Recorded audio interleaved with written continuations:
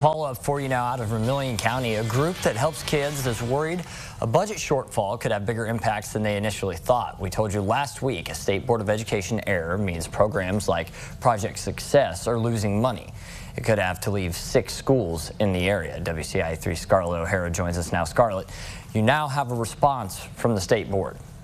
In a statement emailed to me, the State Board's press secretary said there is no available federal funding to offer a new competition for the cohort of grants that funds Project Success at those schools or any renewals. That means program leaders and the families who rely on them are on their own.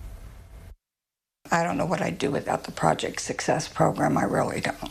What may sound like a few small victories are the reasons her granddaughter is a Crest Elementary success story. She makes straight A's now, because they have the tutoring program. And Brenda English says Project Success has boosted her granddaughter's confidence and given her a safe place to be after school and during the summer. To shut this down is going to have a drastic effect on our children.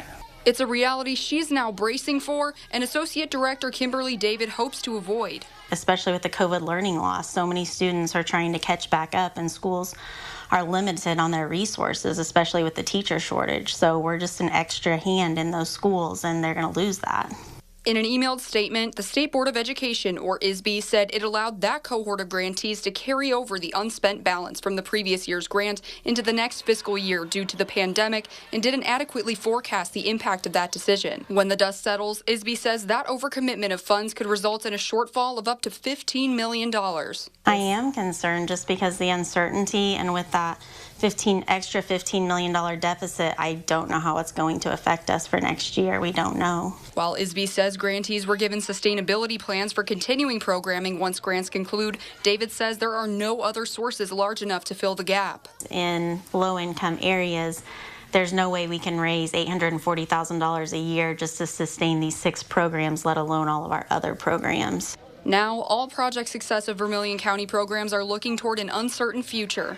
I can't imagine not having the program.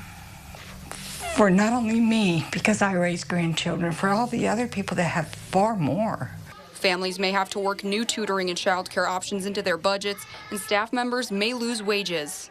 That's also going to be their income that helps them stay in these small districts, so we're just losing support everywhere.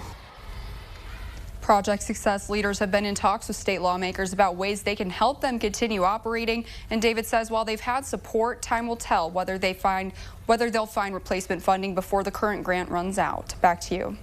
All right, thank you, Scarlett.